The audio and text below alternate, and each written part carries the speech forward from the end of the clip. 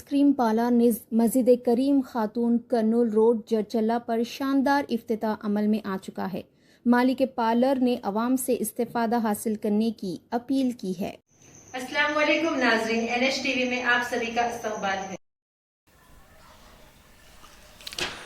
ज़िला विकाराबाद के तांडूर के समाजी कारकुन राजगोपाल साराडा ने कागना नदी के पानी की आलूदगी के सिलसिले में बारहा शिकायत दर्ज करवाई। गुज़िश्ता कई बरसों से कागना नदी का बहता हुआ पानी तांडूर और अतराफ़ के देहातों के अवाम का इस्तेमाल का वाहिद ज़रिया है। चिल्कावागो और ख़दीम तांडूर रेलवे ब्रिज से मुतसिल ड्रेन का गंदा पानी कागना नदी में जा मिलता है। नदी में गंदा पानी शामिल होने से आलूदा हो रही है। चूँकि हुकाम ने इस पर कोई जवाब नहीं दिया, इस सिलसिले में समाजी कारकुन राजगोपाल सराडा ने इस संगीन मसले को अदालत से रुजू किया। चेन्नई के नेशनल ट्रिब्यूनल में मुकदमा दर्ज किया गया था। राजगोपाल सराडा ने कहा कि केस की जांच करने के बाद अदालत ने ज़िला Vikarabad collector, district water board, Tandur municipal corporation और रेवेन्यू अफसरान को सिमन जारी किया। इस मौके पर उन्होंने कहा कि कागना नदी पानी के इस्तेमाल से अवाम शदीद बीमार हो रहे हैं और दिगर मसाइल से दो चार हो रहे हैं।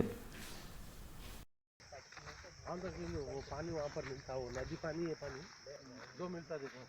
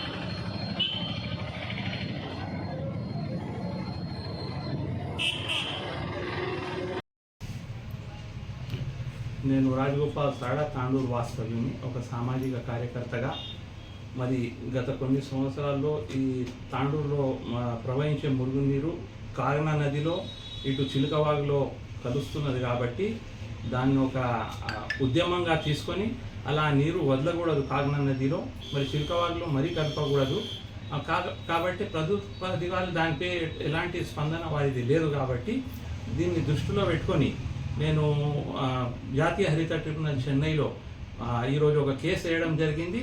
దాని సంఖ్య 7/2024 వాళ్ళు కేటాయించారు. మరి ఈరోజే వాళ్ళు ప్రతివాదులు అయినటువంటి కలెక్టర్ వికారాబాదు, మరి తెలంగాణ కేంద్ర కాలుష్య నియంత్రణ మండలి, నీటిపారుదల శాఖ వికారాబాద్ తాండూరు వాళ్లకు సమన్లు కూడా జారీ చేయడం జరిగింది. అలాగే మున్సిపాలిటీ తాండూరుకు కూడా వాళ్ళు సమన్లు జారీ చేయడం జరిగింది. అయితే వీళ్ళు అందరూ జవాబుదారీ అటువంటి అస్తవ్యస్తంగా మారినటువంటి డ్రైనేజ్ వ్యవస్థకు వీళ్ళందరూ జవాబుదారీ కాబట్టి వీళ్లకు జవాబు చెప్పుకోవాల్సిన పరిస్థితి అక్కడ ఉంటుంది.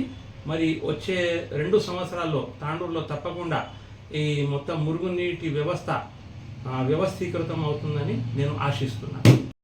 हमारे चैनल को लाइक कीजिए, शेयर कीजिए और सब्सक्राइब करना ना भूलें।